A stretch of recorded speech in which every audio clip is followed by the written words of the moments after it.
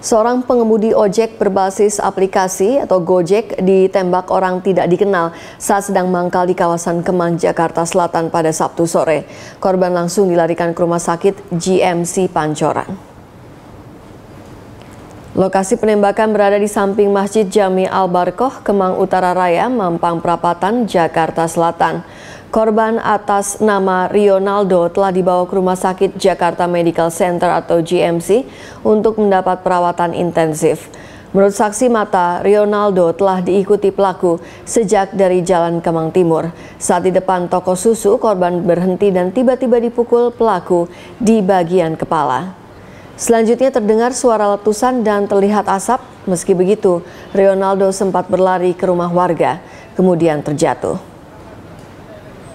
Sementara itu, polisi masih mengumpulkan bukti dan keterangan saksi yang melihat kejadian.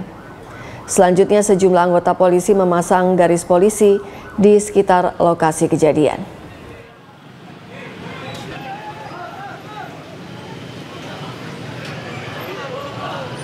Baik, di lokasi ini, di TKP ini ya, di Jalan Kemang, kurang lebih tadi pukul 15.15 itu terjadi penembakan terhadap pengemudi Gojek. Saat ini korban masih di rumah sakit ya, dalam perawatan. Kemudian untuk anggota saat ini sedang melakukan pengembangan terhadap pelaku. Awalnya ada Gojek teriak begal-begal, cuman pas kita keluar dua orang itu udah yang satu nembakin senjata, yang satunya jaga di depan. Anda menyaksikan News Update pukul 17 waktu Indonesia Barat. Saya Dora Edward. Rencana pemberian uang santunan bagi warga Kalijodo, Jakarta Utara yang tempat tinggalnya akan ditertibkan tentang Gubernur DKI Jakarta Basuki Cahaya Purnama atau Ahok. Gubernur menilai santunan akan menyebabkan warga menjadi malas bekerja. Rencana pemberian santunan senilai 5 juta rupiah untuk setiap warga disampaikan Menteri Sosial Khofifah Indar Parawansa menyusul rencana penertiban kawasan Kalijodo untuk ruang terbuka hijau. Namun Gubernur Ahok menentang rencana Kementerian Sosial dan tetap akan menertibkan wilayah Kalijodo. Saya nggak tahu, nggak ada. Kayaknya sih nggak ada ganti-ganti uang gitu. Kita kalau penertiban kita nggak mau kasih uang. Paling kita kasih rusun untuk sekedar sembako, oke. Kalau kasih uang ganti-ganti kerohiman segala macam itu kan membuat orang tambah manja. Kita beralih ke segmen berita nasional. Bus mahasiswa Universitas Andalas Padang terbalik dan terjun ke jurang sedalam 10 meter. Seorang mahasiswa dan supir bus tewas, sementara puluhan lainnya terluka. Peristiwa terjadi tak jauh dari gerbang kampus Universitas Andalas Limau Manis. Menurut saksi mata, bus melaju dengan kecepatan tinggi dari arah kampus menuju pusat kota Padang. Bus bantuan presiden itu lantas oleng dan menabrak minibus dan sepeda motor sebelum akhirnya terbalik dan masuk ke jurang. 40 lebih penumpang segera dilarikan ke 3 rumah sakit. Namun akhirnya sopir bus bernama Asril Zailani dan seorang mahasiswi bernama Husniwati meninggal dunia. Puluhan penumpang lainnya pun termasuk 1 orang warga masih menjalani perawatan di Rumah Sakit Muhammad Jamil, Rumah Sakit Semen Padang, dan Rumah Sakit Yosudarso.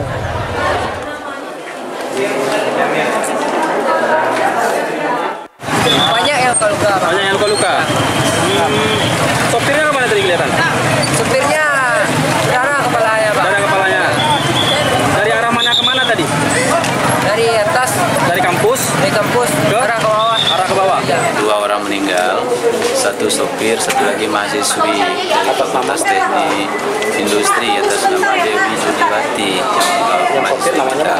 Sopir namanya Asril Zaini.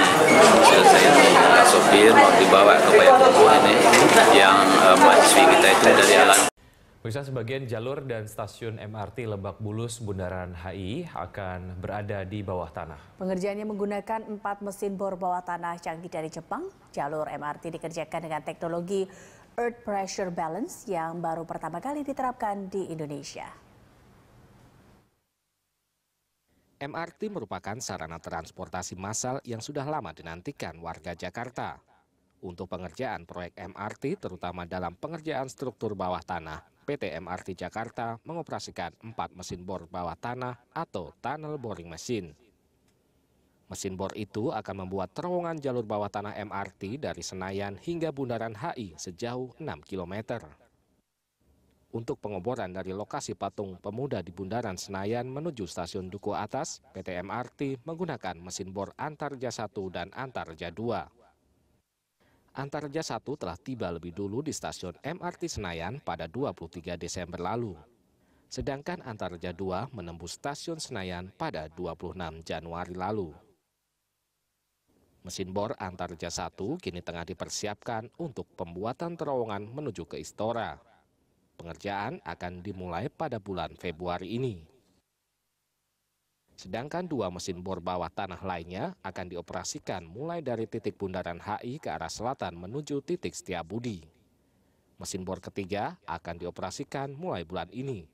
Sedangkan mesin bor keempat baru akan digunakan pada Maret mendatang.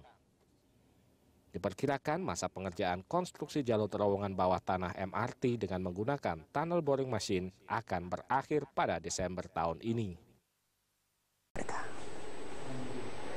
Terkait masalah prostitusi di kawasan Kalijodo, Penjaringan, Jakarta Utara, Miska Hasnain Muin menilai selama ini keberadaan kawasan Kalijodo tidak mengganggu masyarakat.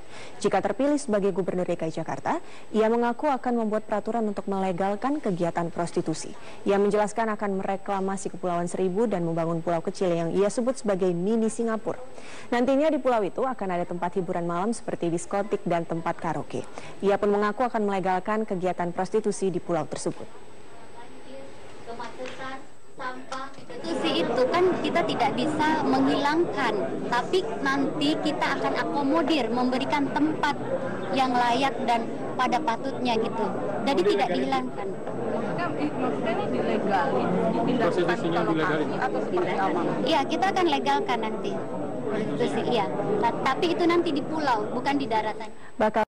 Seorang anggota Brimob Detasemen B Pelopor Kabupaten Merangin Jambi tewas gantung diri di tangga rumahnya. Jenazah langsung dibawa ke Rumah Sakit Umum Kota Jambi untuk diotopsi.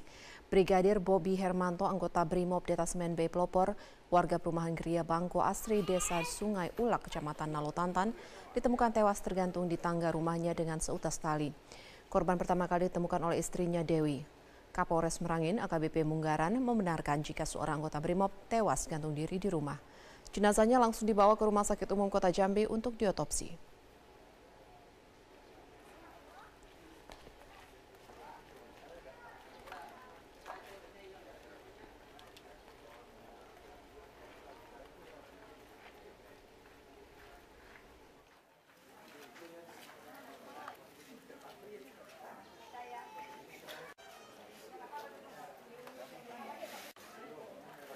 Ya, pemirsa, DKI Jakarta semakin memperkuat kerjasama dengan Pyongyang, ibu kota Republik Demokratik Korea Utara. Dalam kunjungannya ke Balai Kota Jakarta, Duta Besar Korea Utara untuk Indonesia mengundang Gubernur Ahok ke Korea pada April mendatang. Menurut Ahok, Korea Utara senang dengan persahabatan dua ibu kota yang terjalin selama ini. Sejumlah kerjasama kebudayaan akan semakin ditingkatkan. Ahok pun menyambut baik undangan tersebut dan berencana mengunjungi Korea Utara pada April mendatang.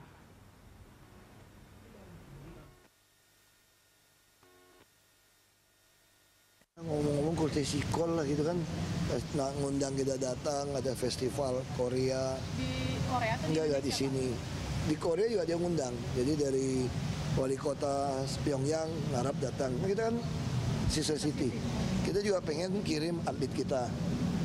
Ya, terus dia mau tukeran macannya Korea sama orang utangi kita.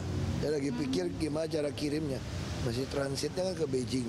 Karantina seminggu tadi dia bicarakan. Terus dia juga ya dia brief lah Korea itu kayak apa. Yang dibilang orang Korea Pyongyang pasti senang kalau Pak Gubernur ke sana. Ada rencana Pak ke sana? Katanya kalau bisa ya April berangkat ke sana katanya. April, Pak. April ini katanya. Bapak gimana April? Ya, dan pemirsa, bursa calon Gubernur DKI Jakarta semakin marak dengan masuknya nama Ahmad Dhani yang diusung oleh Partai Kebangkitan Bangsa. Ketua DPW PKB DKI Jakarta, Hasyibullah Ilyas, kembali menemui musisi Ahmad Dhani. Hasil dari pertemuan ini, keduanya menyampaikan alasan kenapa Ahmad Dhani masuk bursa calon Gubernur DKI Jakarta. Usai pertemuan, Ahmad Dhani menyatakan pimpinan PKB menunjuk dirinya untuk menjadi pemimpin. Pimpinan PKB berharap Ahmad Dhani mendorong kesejahteraan masyarakat di bawah, khususnya kaum Nahdlin. Menurut Dhani, sebagai kader NU, dirinya mempunyai tanggung jawab terhadap warga Nahdlin. Sementara Ketua DPW PKB DKI Jakarta, Hasibullah Ilyas menegaskan PKB memiliki prioritas sendiri untuk melakukan penjaringan nama cagup yang akan diusung. Masuknya nama musisi Ahmad Dhani dalam penjaringan bursa cagup DKI Jakarta dari PKB tidak lepas dari Ahmad Dhani merupakan kader NU. Dan PKB menginginkan kader PKB atau NU yang maju sebagai calon gubernur DKI Jakarta.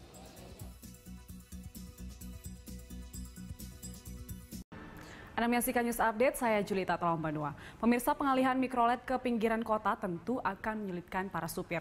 Untuk itu Gubernur Ahok pun menawarkan gaji 2 kali upah minimum provinsi bagi supir mikrolet yang bersedia bekerja dengan Pemprov DKI. Ahok ingin agar moda transportasi dalam kota tidak lagi diwarnai dengan angkutan kecil, sehingga Pemprov DKI meminta mikrolet hanya beroperasi di pinggiran DKI. Hal ini dilakukan sebagai upaya mengurangi kemacetan di Jakarta, agar hal ini